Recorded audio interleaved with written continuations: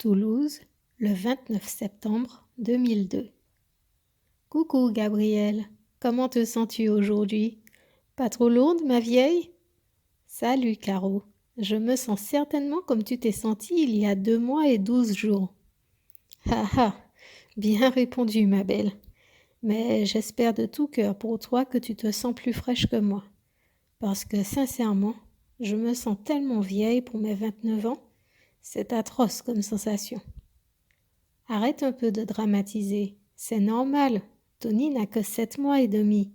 Tout ira mieux dans quelque temps. Tu verras. J'aimerais te croire, Gabi. Vraiment. Mais dans ce cas précis, tu ne me parles pas par expérience. Alors j'émets des réserves sur tes certitudes. Je trouve que loin de s'arranger, la situation ne cesse d'empirer avec Yves. C'est vraiment difficile à vivre au quotidien. Je ne le reconnais plus. Je ne nous reconnais plus. On passe notre temps à nous disputer. Et Tony passe son temps à pleurer. Je vis un véritable enfer. Je te rappelle que c'est mon anniversaire à moi aujourd'hui. Si tu pouvais éviter de me plomber ma journée, ce serait cool. Merci. Je suis désolée. Je ne suis vraiment pas de bonne compagnie ces derniers temps. Je lutte de toutes mes forces, mais j'ai l'impression de sombrer. Je quitte la garde à l'instant. La nuit a été terrible entre les accidents et les urgences médicales. Je suis à bout, vraiment. Caroline, s'il te plaît. Toulouse, le 11 mars 2020.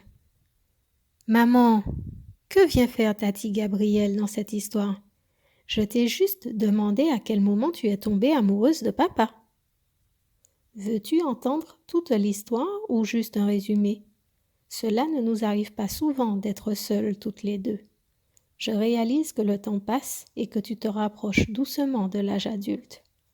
Quand j'avais ton âge, je ne discutais pas avec mes parents comme ton père et moi le faisons avec vous. D'ailleurs, je n'ai jamais discuté de ce genre de choses avec eux. Je ne sais même pas vraiment comment mes parents se sont connus. Alors si tu es d'accord, j'aimerais te raconter à quel point l'amour que je porte à ton père m'a poussé à chambouler toute ma vie. Après tout, c'est aussi ton histoire, sans quoi tu ne serais pas de ce monde. Dire que tu ne voulais pas me parler quand je suis venue dans la cuisine. C'est faux, Isabelle. J'étais juste étonnée que tu débarques ainsi avec ta question. Je croyais avoir toujours été claire sur mon passé avec ton père. Je sais que j'ai fait des choses terribles, mais j'assume parfaitement mes décisions. Et pour le moment, j'ai toutes les raisons de me dire que j'ai bien fait. Si je pouvais réécrire l'histoire, je pourrais certainement faire mieux. Mais avec l'expérience et le recul, c'est toujours plus facile de voir ce que l'on aurait pu améliorer. Alors, tu choisis quoi? Tu m'accordes de ton précieux temps pour m'écouter ou tu préfères un résumé? Je t'écoute attentivement, maman. Toulouse, 29 septembre 2002. Caroline serre son fils entre ses bras. Il a enfin cessé de pleurer. Elle bâille à s'en décrocher la mâchoire. Elle se sent vidée. Yves a préféré les laisser seuls et aller rendre visite à ses parents. Elle l'a encouragé en ce sens, il est vrai. La dispute risquait de dégénérer. Les mots commençaient à être vraiment violents. Sa garde avait été difficile. Elle avait réussi à faire sa pause pipi dans les vestiaires juste avant de se changer pour rentrer. Il y a des jours comme ceux-là où les urgences tournaient à plein régime. Ils avaient vu défiler les pompiers toute la nuit. Crise d'appendicite chez une petite fille, embolie pulmonaire chez un patient de 70 ans, accident de la voie publique impliquant une moto et une voiture. Pour une fois, le motard s'en sortait mieux que le conducteur, qui avait préféré percuter la glissière de sécurité pour l'éviter. Bilan des courses, une fracture du tibia pour le motard, contre un déplacement des vertèbres cervicales pour le chauffeur. Il avait été préparé de suite pour le bloc opératoire. Toute la nuit, l'équipe avait été sur le pont. Caroline sait qu'elle ne pourra plus tenir ce rythme très longtemps. Sinon, elle va y laisser sa peau. Surtout dans le contexte familial actuel. rien ne va plus entre son époux et elle. À son arrivée, il lui avait annoncé que Tony faisait de la fièvre à 39. Il voulait malgré tout maintenir le déjeuner prévu à 13h chez ses parents. Elle avait refusé. Elle était à bout de force et voulait récupérer un peu. Elle avait vraiment besoin de sommeil. Le ton était monté du côté de son mari. Il travaillait toute la semaine et voulait maintenir le lien avec ses parents le week-end. Caroline lui avait fait remarquer que ses parents à elle vivaient à 7000 km et que grâce au téléphone, elle gardait le lien. Les déjeuners tous les week-ends n'étaient pas une obligation. Ils avaient leur propre famille à gérer et ressouder. Cette phrase avait eu pour effet de décupler la colère d'Yves. Pour apaiser les choses, elle lui avait dit d'y aller tout seul. Il était parti furieux. Tony s'était mis à crier aussitôt le départ de son père. 38,5 maintenant. Caroline lui avait fait prendre un bain. Elle s'était douchée en vitesse, puis l'avait allongé à ses côtés. Heureusement qu'elle avait eu l'idée d'appeler Gabriel avant de rentrer à la maison. Elle lui aura au moins souhaité un joyeux anniversaire. Son amie avait tenté de la réconforter, mais elle ne prend pas conscience de ce qu'elle vit au quotidien. Personne ne peut se mettre à sa place, dans sa peau. Elle n'en peut vraiment plus de cette situation. Elle cherche désespérément une issue de secours.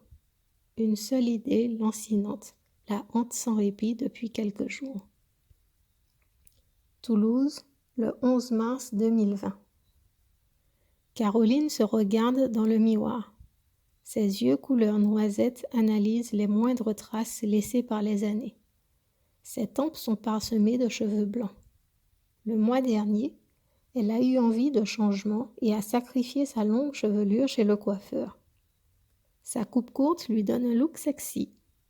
Elle avait évoqué l'idée au préalable avec Pierre. Elle s'était assurée d'avoir son approbation. Depuis leur 12e anniversaire de mariage, leur couple avait repris un second souffle. Non pas qu'il était en crise, mais la routine avait creusé doucement le lien sans qu'elle s'en soit rendue compte. Le cadeau de Gabriel pour fêter leur noces de soie avait rallumé la flamme des premiers jours. Depuis, ils avaient retrouvé une sexualité épanouie et leur complicité s'en était renforcée. De retour de chez le coiffeur, il lui avait littéralement sauté dessus. Ils avaient tous les deux découvert l'effet des lèvres de son mari sur sa nuque fraîchement dégagée. La masse de cheveux qui la recouvrait ne leur avait jamais donné l'idée d'explorer ces quelques centimètres carrés de peau. Elle sourit en repensant à cette soirée. Les sillons qui encadraient ses lèvres disparaissent comme par enchantement. Elle est fière de ces rides-ci. Elles sont la preuve que malgré les épreuves de la vie, elle a continué de sourire. Quelques rides se sont installées également dans le coin de ses yeux. Mais dans l'ensemble, elle se reconnaît aisément par rapport à ses photos de jeunesse avec Gabriel, son amie de toujours, celle qu'elle considère comme sa sœur. Elle, l'enfant unique. Elles s'étaient connues sur les bancs de la maternelle. Elles avaient fait par la suite toute leur scolarité dans les mêmes établissements, dans la même classe durant les 3 années du lycée. Pour partir poursuivre leurs études, elles avaient d'un commun accord porté leur choix final sur Toulouse. Elles avaient fait une photo, assises sur les marches de l'université, lors du dernier séjour de Gabi en mai 2018. Elles avaient fait le comparatif avec celle qu'elles avaient faite à leur arrivée en septembre 1991. 27 ans plus tôt, le monde leur ouvrait grand les bras. Elles laissaient derrière elles la Martinique, leur famille et de nombreux amis. Mais les deux inséparables étaient ensemble pour affronter le passage de la vie estudiantine. Elles se voyaient déjà retourner fièrement au pays avec leur diplôme de médecine en poche et leur stéthoscope autour du cou. La vie en avait décidé autrement. Son amie avait brillamment réussi ses études et était rentrée au pays 13 ans plus tard. Caroline, elle, avait échoué à ses 2 tentatives au premier cycle d'études médicales. Elle avait bifurqué vers une formation en soins infirmiers. Elle y avait trouvé sa voie. Elle avait de suite aimé tout ce qu'elle apprenait.